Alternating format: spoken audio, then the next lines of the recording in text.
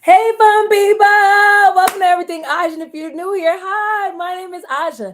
I'm an educational consultant who helps teachers and even homeschool moms manage effective reading instruction because I want to help you avoid the burnout that is so caught up when it comes to teaching literacy. So I do this by making reading as fun, simple, and strategic and systematic as possible. So that is what we do here. I have been a curriculum specialist over 6 years. Before that, I was a Title I teacher. I have my master's and my specialist and my bachelor's all in early childhood education. So I am fully experienced to talk about schools. So we have been doing these Saturday morning chats, and I've been asking y'all, let's come up with a really cute name. But good morning, good morning, good morning. I want to come up with a really cute name for our Saturday chats, but this Saturday, we are talking about districts are changing everything. So, the last 2 weeks, we've been talking about the teacher shortage, and that led us to talk about standardized tests. And I've been reading stories. And then I heard another story, and I was like, oh my goodness, we have to talk about what is going on, the new policies that are coming about within education. There are so many new policies coming down the rope. And I say that because everything is a domino effect. It truly is. And so there has been a huge domino effect in education since 2020. So of course, as we all know, in 2020, our worlds got flipped upside down when the pandemic hit, and that led to lots of different things. So remember, these chats are very interactive. So definitely share your thoughts down below in the chat box because I also want to know your thoughts and opinions. So let's talk about some of the challenges that started occurring because of the pandemic. So, because we had the pandemic, what ended up happening is most schools were shut down and students went from being in person to online. Good morning, good morning, good morning. And they went to online teaching. So many students started learning via the internet. Okay, so they're used to like going in, sitting at their desk, having their teacher, and now the entire fear of a disease has overtook the world, and students were forced to learn from home. When they were learning from home, things occurred like their parents still had to work. Hello, so a lot of them became babysitters, became literally adults almost overnight. So some of the challenges that I came up with, and you can certainly add any more that you think about down below in the chat box. But some of the challenges of the pandemic were definitely the online learning experience. A lot of children needed that face to face. Now, some students thrived during online instruction. Let's be really clear. But a lot of students were really put in culture shock when they had to jump into online learning. And districts on a district level, they experienced the lack of control. There were so many things now that districts could not control. Think about it. They could not control the safety of their students during school hours. You could not control if kids logged on. You had no control about over that. You could not control so many factors, and trying to facilitate attendance and everything else is so complicated if you can't even get kids to show up and come to school, even if it's online. So there were lots of different things that were out of our control. With the quarantine regulations, students were had to quarantine for certain days. Some students were sick, their parents were in and out the hospitals, and there were so many things that were not in the control of a district, let alone a control of a teacher. And because of this, there were so many things that were put on the teacher's plate. I mean, y'all let me know. I know for being in the schools, teachers had to call the kids. We had teachers that would go and check on the kids, do welfare checks. That's not a normal job of a teacher, but during the pandemic, absolutely. I know for us, we were going around giving students laptop material, food, and we were going door to door in our cars doing that. And there was so many things that were now added on top of the normal day routine because you guys know there's so much that we deal with on the regular when it comes to the responsibilities of being a teacher. And now you're adding all of these extra things. So, what did that lead to?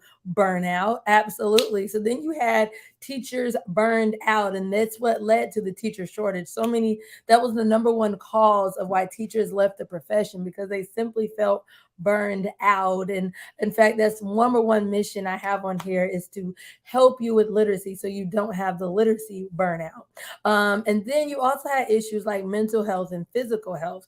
You had a lot of mental health issues that started arising all over nations. And then you also had the physical health because there was an outbreak and disease. You had the fear and all that other stuff that was going on with children and in the school systems. And it's hard to talk about the learning gap that we're about to go into without talking about all the other aspects the pandemic brought to the table in education. So you had all of these things going on that districts were faced with. And because of that, it led to them responding. But before we talk about what districts are doing, because I really want to hear about what your district is doing. Good morning, good morning, good morning. Welcome back to another Saturday. I would love to hear what your district is doing. But before that, we talked about just simply the online learning. So I want to talk about the major learning gap that ended up forming because of the pandemic. So what a learning gap is simply, and this is my definition, y'all.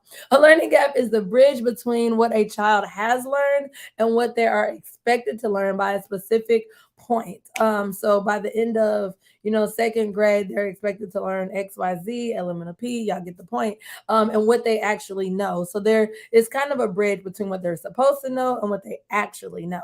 And so that began to widen. Already, we know that pre-pandemic, a lot of people, especially African American children, already faced a learning gap. There was already a deficit within the African American community, simply put, because of lack of resources, even in the home, in the schools, etc. And we're not even going into that in this video, but I would love to chat about it. I want to talk about it.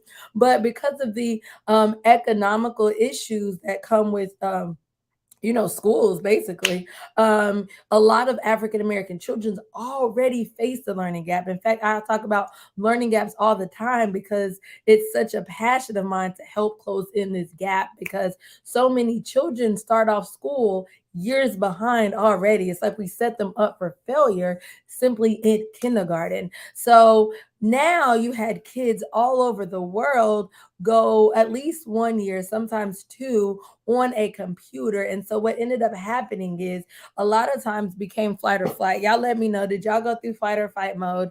I know as being, I was an administrator during this time, and our teachers were over it. We were over it. I remember telling my teachers, like, y'all, just make sure your children are safe, make sure they're showing up, do the best you can. And we just kept saying, do the best you can, do the best you can. Let's just get through. And that became the mindset of so many schools because it was coming from the top down. Like, we just need to make it through. So we made it through the end of 2020, and then 2021 was kind of unknown, and we tried a little things. And then now then it got better, it's getting better, but it became just state of survivor mode, as you would call it. So definitely let me know what you guys were facing during that time.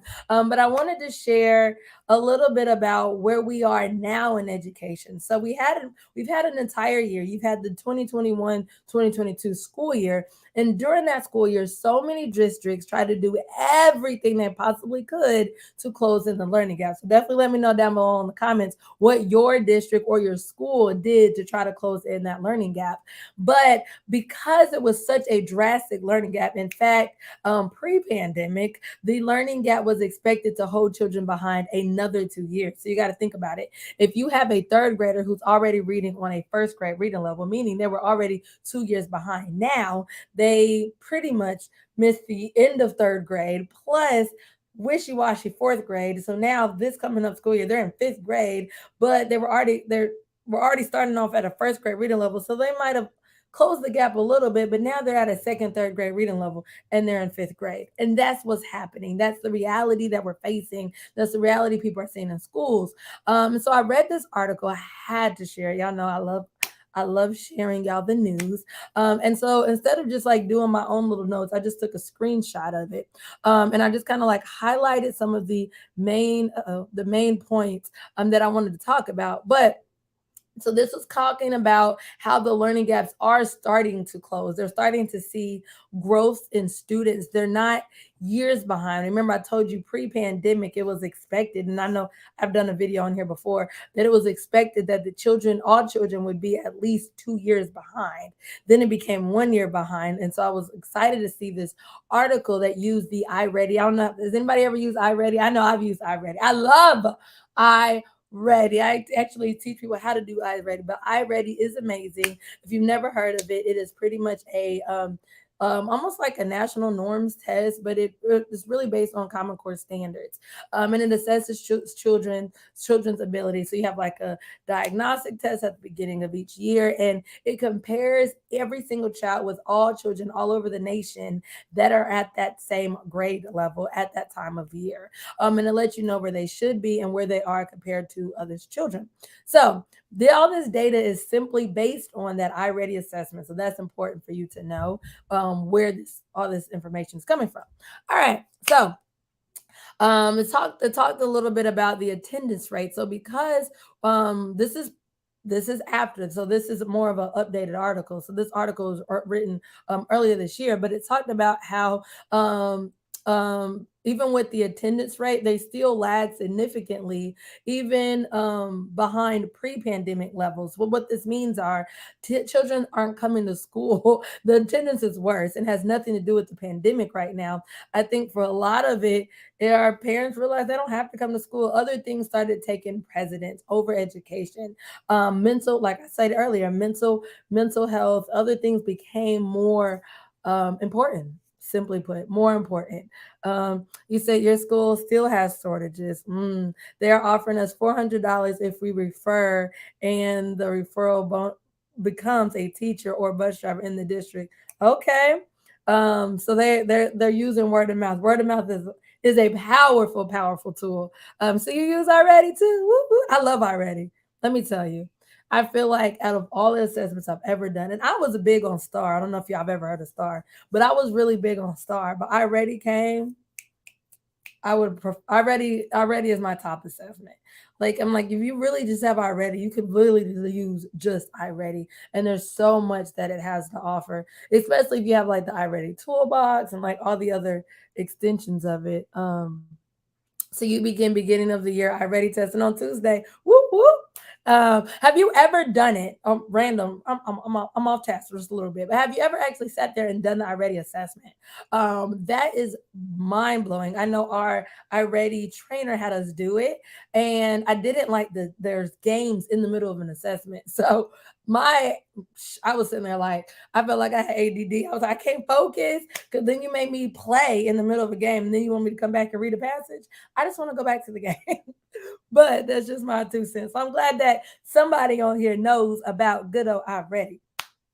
But so on top of the attendance policies, lacking attendance policies are going down. You have school closures that are happening. Absentees are going up. So we're not doing better. We're not getting kids in school more. We're actually going the opposite way when it comes to attendance and school closures. And that was really interesting to see that absentee rates for high income students are starting to level off, but for low income students, they've continued to worsen, meaning that there are more and more students in low income areas that are just simply not coming to school. So if you're teaching at a Title I school, you probably see this firsthand, but parents learn that they don't have to send their kids to school. They're like, oh, this all they're doing. And it almost put a stain on the respect of education, in my opinion. That's just my little 2 cents. But I feel like it's not as important anymore. Like education is important, but it definitely took a shift. It took a shift because of the pandemic. And then this was interesting. So the last part of this paragraph, it said if historical correlations between chronic absentees, meaning kids that are not showing up to school, and high school graduation hold, because they've been studying this for decades, that the kids that come to school versus the kids that don't come to school, the kids that come to school often have a higher graduation rate. So if the data that continues, if that continues now, that this could actually translate to an additional 1.7 million to 3.3 million of students dropping out of school simply because of the pandemic. Mind blown. Mind blown. I was going crazy when I read that fact. I was like, man.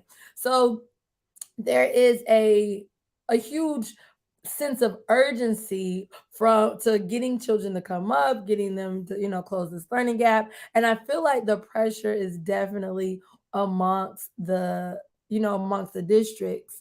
And so the closing of the learning gap, these are my last few little points of the article that I wanted to share, but the gap of unfinished learning is slightly closing behind based on the iReady assessment. So they're seeing improvement, they're seeing growth.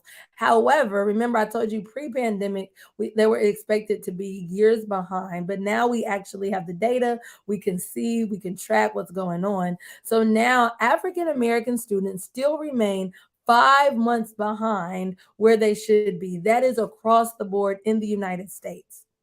Y'all, it's an entire race behind across the United States that African American students, like as a whole, the entire bulk, are 5 months behind. So, yes, it's getting better. We're not years behind anymore, but we're still 5 months behind. That's a big chunk. That's half a school year. So, we are still half a school year behind. But here's the crazy part, white children are only remaining 2 months behind.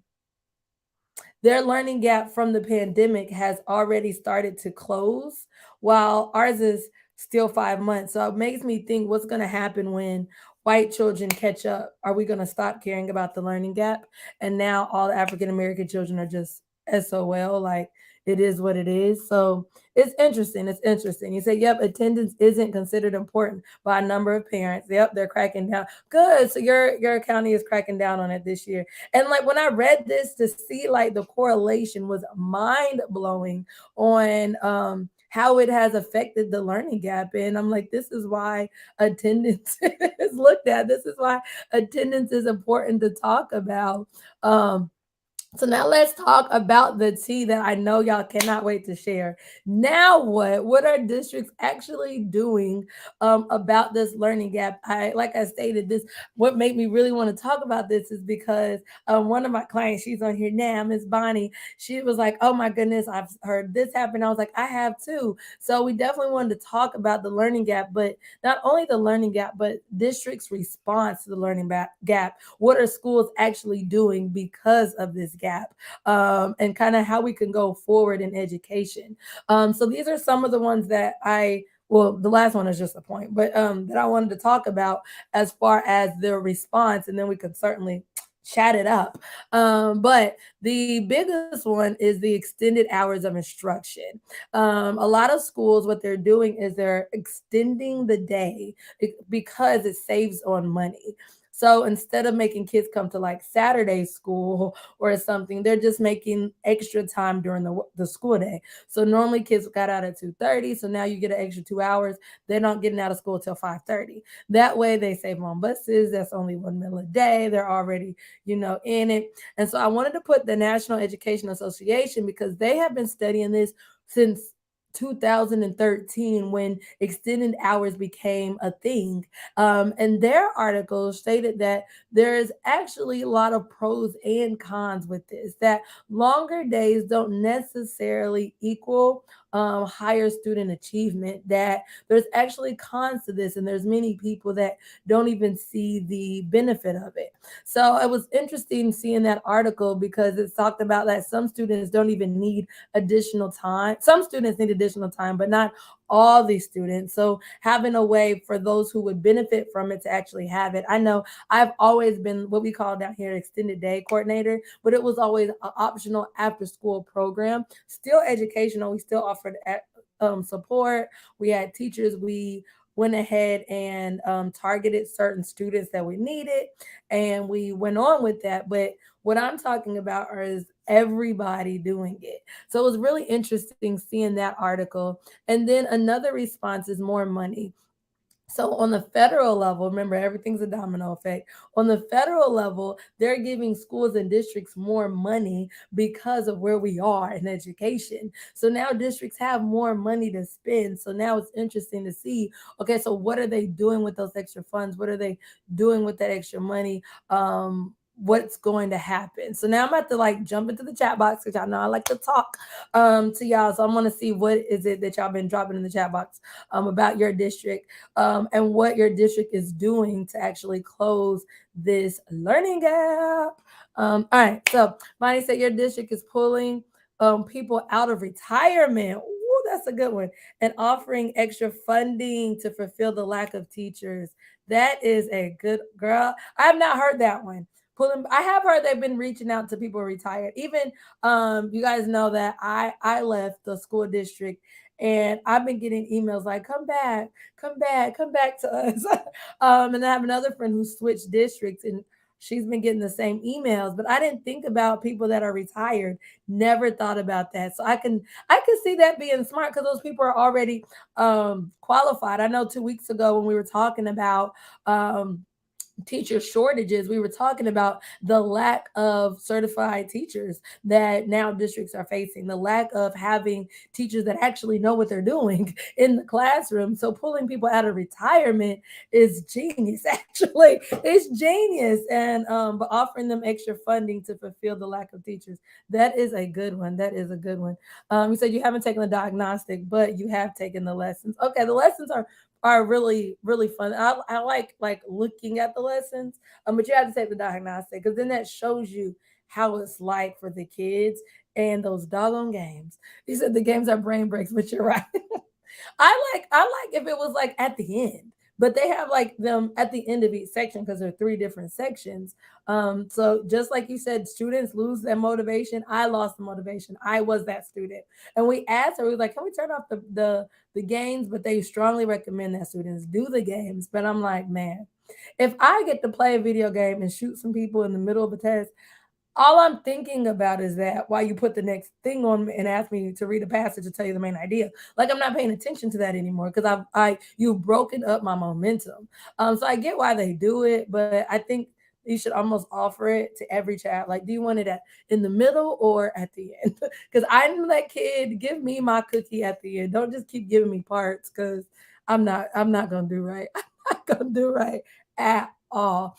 You say your district focuses on portraits of a graduate. Okay. But this year we're told to focus on the traits of a middle schooler. Okay. Because these gaps are leading to the high school shortfall. Okay. So they're shifting the perspective basically. So instead of, because it could be, because I want to say you said second grade. Let me know again what you teach. Because I know that was like 2 weeks ago. Um, was it second grade? I can't remember. What do you teach exactly? But trigger my memory. I'm sorry for not remembering, Sonia. I apologize.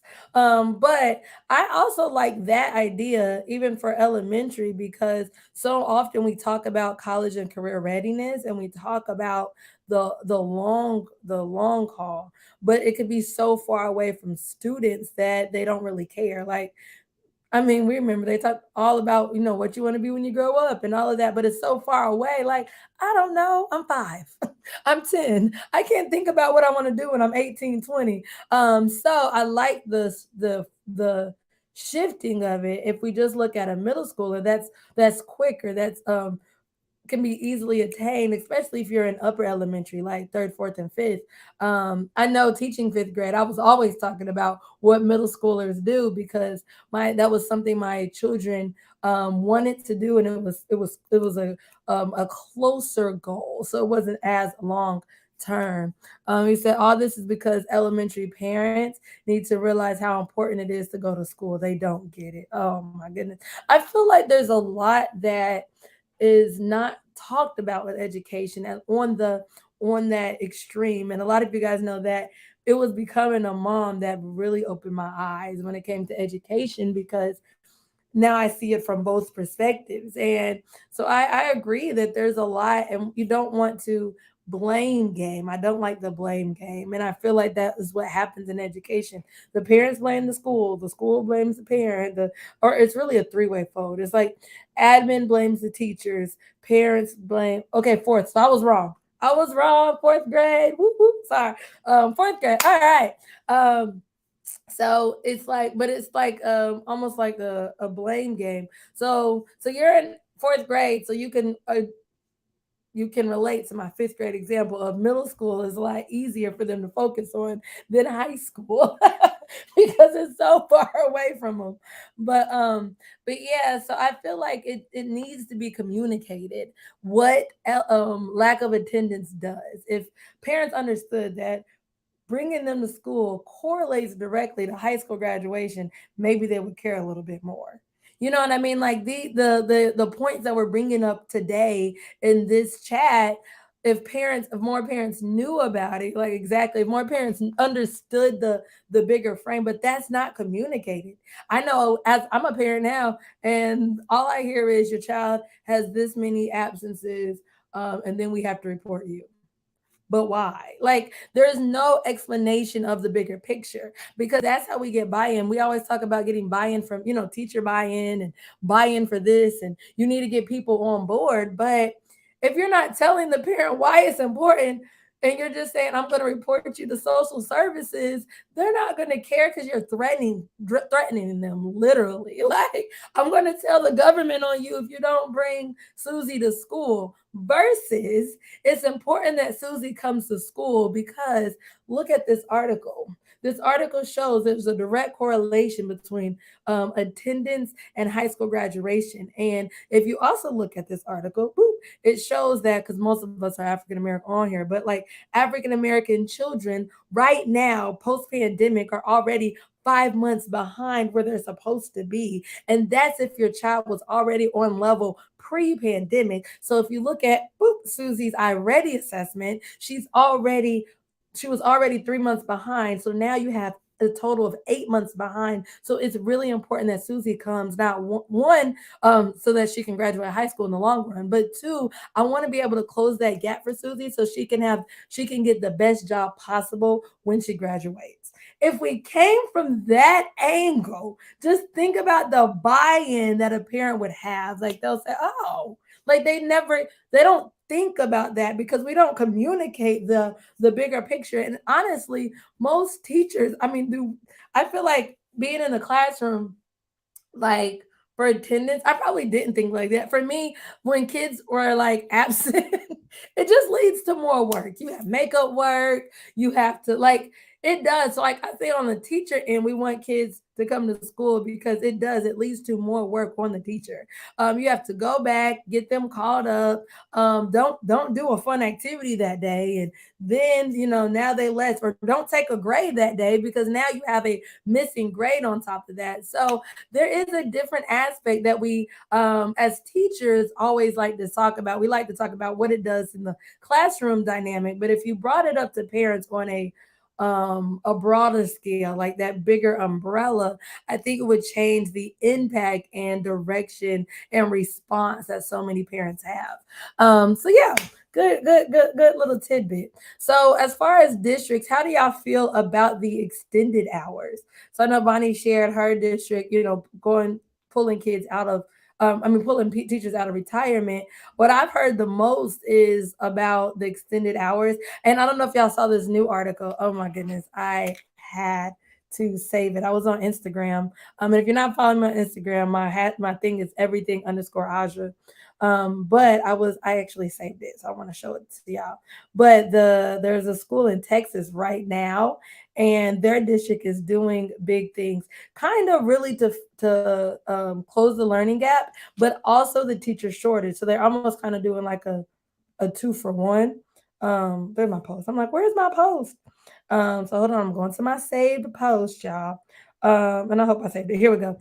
So a Texas town, they launched to the 4-day work week in order to retain students, but they are getting super pushback for it. So the superintendent is John um, Kind. This was on Friday, August 12th, 2022. So super recent. So parents are like in an uproar. So because they're doing the extended, I like the schedule. I've actually stated a long time ago I would want to teach at a year-round school that does the 4-day work week. Period. But a lot of schools that do 4-day work week, what they do is they just do the extended hours. So they do both. Like, so you're in school longer Monday through Friday. I mean, Monday through Thursday, but then you don't have to come to school on Friday. That is my dream schedule. Okay. But a lot of parents now are in an uproar because think about it. Who's going to watch your kid? Now you have to pay for childcare on a weekday. So a handful of parents actually supported this move, but other parents were going in. They went to the news. That's why this is the news. So they went to the news, um, complaining about what was going on. It's new, it's different, but the superintendent is trying to explain what's going on. Like, we don't have teachers to teach your child. We have to do something to entice these teachers. So his actual quote was, "We found that a 4-day week was more of a popular opinion than we would have thought." That's what he said to the parents. I was like, I think he could have gave him, a little bit, mm, I don't know, better response. I don't know what I would have wanted him to say, but um, so in the district's teachers, 87% of the teachers were in support of the 4-day work week. Like they would rather work longer days. I'm in the same. Get me while I'm here. Get all of it out, get the momentum out, because that is a way to, like, the pros, like we were talking about earlier. There are pros of an extended school day. There are pros because students are already there. Because how many of y'all, let me know, do a thumbs up, put me down below in the chat box, have been in the middle of a lesson that is going really well, like you see the light bulb goes off, kids are getting it, and then the bell rings, or then you got to go to lunch, or then you have to switch, because in a school day, time is of the essence and it goes so quickly. So unfortunately, there's a lack of teachable moments. We don't have as many authentic moments in the middle of the day. So I get it. So with an extended day, you have more time that you can have more of those authentic moments. But now that time has to get made up for because now they're taking kids out on Friday. But the superintendent said that he thinks it's going to be worth it because the staff likes it. So basically, I don't know what to tell y'all parents. And so parents that couldn't find childcare on Fridays, they had the option to sign the child up to attend school on Friday, but now guess what? They have to pay. So I think I don't know what to say about it because it's almost like a catch 2020. Like I think it's catch 2020, catch 22. I don't know, but what y'all know the saying. But like there's like darn if you do, darn if you don't. Like you're gonna upset somebody. It's like impossible to please everybody. And I always say that you can never please all parties. When it comes to like districts and admin, parents and teachers, I don't think we'll ever reach a point where there is a happy medium. Like, what is the happy medium? He said retirees have returned to the classroom here as well. Okay, so they're doing that with y'all too. Okay, they've offered the 4-day work week here. Okay. Oh, parents didn't want it here. Well, parents clearly didn't want it in Texas, and they were like, we're doing it. So I like the fact that that superintendent stuck to it to fight for the teachers. But like the parents, I don't know. As a parent, oh, y'all let me know. As a parent, I would be for it. You say, okay, you have been there. Thank you. Thank you. You have been there. As a parent, I'd be for it, but it is an inconvenience. I see how it's an inconvenience, especially you're a working parent. Now you gotta, do it. But if you explain the why, you explain the bigger picture, I get it. I can support it. Um, so yeah, as a teacher, I would definitely like my 3-day weekend. Bonnie said yes. Yes, you have been there, the cutoff time. Yes. Okay, you said you worked in a year-round school when you lived in Arizona. I've never done it. Look at you. Unfortunately, it was hard to have your families with children in elementary, middle, and high school on the same schedule. Now that I never thought about that. Um, I could totally see that though. I can totally see that. It's like the districts are gonna have to like really kind of hone in on that. I know the schools. I'm from Indiana. most of those schools up there were year round. Like I felt like not being in a year round school, I was the minority because most of the people, the majority were in year round schools. But now they've kind of swapped. It has changed a little bit. But I think I would be for the 4-day work week, me personally. Y'all can eat me up in the comments. But I'm like, I am for a 4-day work week and extended days. I feel like there is a gap. The extended day does kind of help with that. However, if you're cutting off an entire school day, does it really help with that? There's still going to be a lag because now you're cutting off at least within an 8-day in an 8-hour school day. You at least have about 5 to 6 hours of instruction, maybe somewhere give or take. Because in an 8-hour workday, y'all know there's so much. You have an hour for specials, you have lunch, you have recess, you have bathroom breaks, you have dismissal, arrival. So you're really getting about 5 to 6 hours of instruction. So if you could find those extra time for those 5 to 6 hours of instruction, hey, I'm for it. I'm personally for it. That's I would love to know y'all's opinion. But there's so many different aspects. You said as a parent, you would want it. Hello. Okay, I'm not the only one. I'm like, I would be for it. Like, and it gives me more time. Y'all know, a lot of y'all know. I know I've shared on my Instagram stories. My baby started pre-K and she wants to go to big girl school and like I'm still doing homeschooling when she comes home, but she wants to go to big girl school. She wants to ride the bus. She wants to do all those things.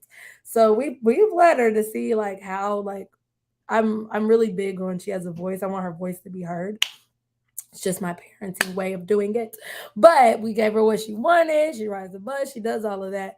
But it's crazy what they want. Like and how quick the day goes by now. Because before, I would have my whole day. I'm like, man, the day is over so quick.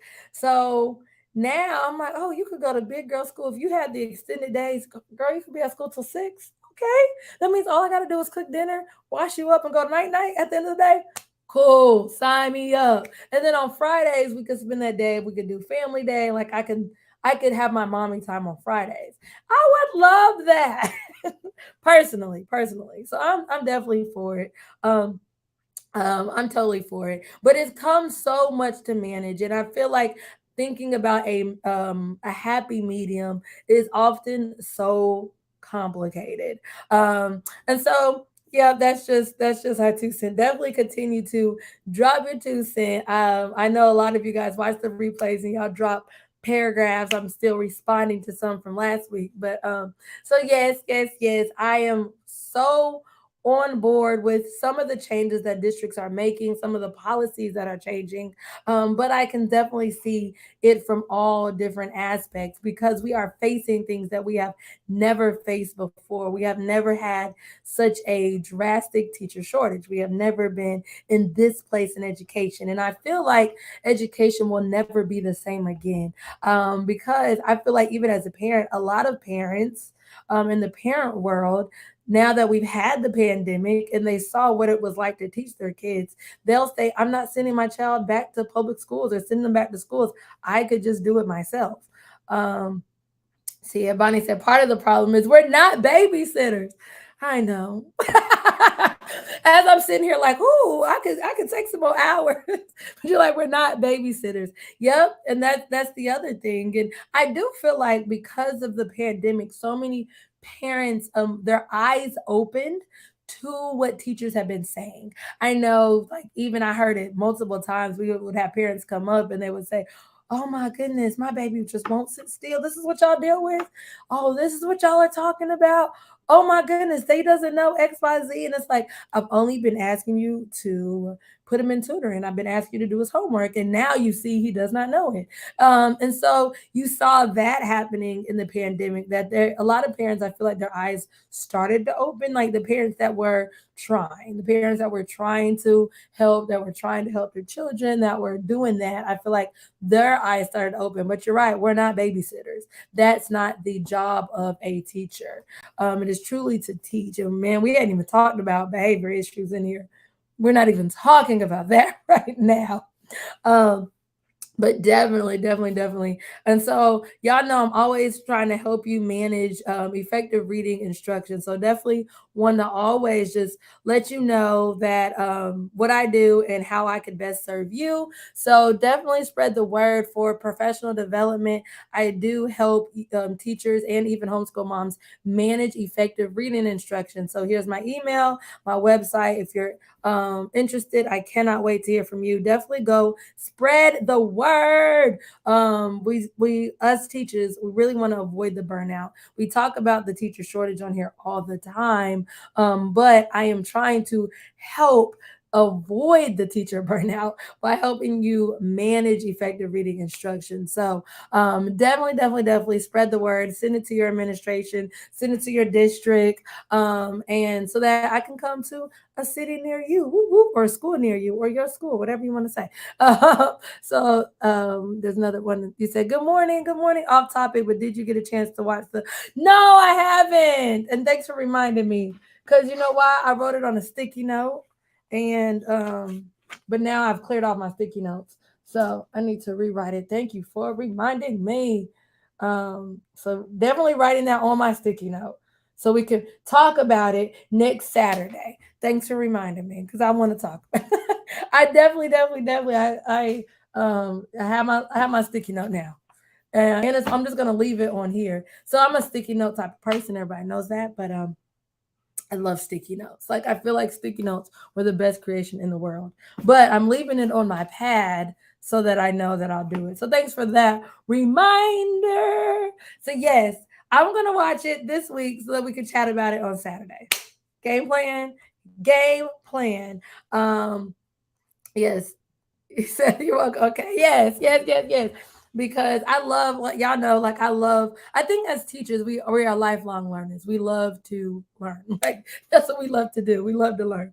So definitely I will watch that. And just to let you guys kind of know a little bit of things that are changing really quick. So you guys know my upload schedule is Tuesdays and Thursdays, and then we do these lives on Saturdays, just kind of like talking outside the box. Give me a title, y'all. We're trying to figure out a way. I know. Where's that sticky note? See, when I take them off, this one I'm like cleaning my sticky notes. Oh, here we go. Bam. Okay, so the names we came up with, and y'all let me know. I want to do a poll, but I want to gather as many names. So I came up with Teaching Insider, something to say Saturday, share it Saturday, teaching outside the box. I know Joy already sent her name. So if y'all can think of a name for our Saturday chats, I love just coming on here and just giving our honest opinions and thoughts. So you guys have expressed that you guys like doing this. Y'all want to kind of keep this going. Like I told you, I'll show up if y'all show up. But if you guys have any cute names, it's we're teachers. We like really cute and corny names. That's what we like. So definitely let me know down below in the chat box. And then I'll do a poll on the page so we can officially name our Saturday chats. So those are the names I came up with, and Joy, because I think she's the only person that dropped a name. So if you come up with another name, let me add it to the list of what our Saturday chats could be about. If you missed last week, we talked about our standardized tests actually needed. We noticed that the week prior to that, when we were talking about the teacher shortage, it was really hard to have that transparent conversation without talking about standardized tests. So last week we talked about the meaning behind standardized tests and what they were truly designed to do. So definitely, if you missed that one, go back, rewatch it, drop your 2 cents in the chat box, and let us know what your thoughts are about that. But we do have some upcoming things. I've been vlogging so y'all can see more of the business side of the Everything Aja brand. But also there's going to be a lot more of reading tips, reading tutorials now that the school years have started. I don't know if you guys have it already. Down below in the chat box, there's a link to all my freebies, but we have free back to school charades games. There are free ebooks. I have a whole bunch of freebies. So definitely check that down below in the chat box because I'm wanting to help you guys as much as possible and hopefully come to a school near you to offer professional development. And coming up in September, I have some big things rolling out for you. So look out for that announcement because, man, welcome to the 2023 school year. Woo, woo. So definitely catch up on last Saturday. Can't wait to share the big news that is coming up. So make sure you stay tuned. And I'll see you guys live next Saturday. But definitely we have 2 upcoming videos this week. But thanks for your input. Keep writing your input. If you're watching the replay, definitely comment down below. We still want to continue this conversation. And if you have any new topics you want to talk about, something that's irritating you, let us know. Drop your 2 cents, what you want to talk about, your topic in the chat box so we can talk about it. And I'll see you guys next Saturday. Don't forget, watch the standardized test video from last week so that you're all caught up. And I'll see you guys live next Saturday. Happy back to school, people.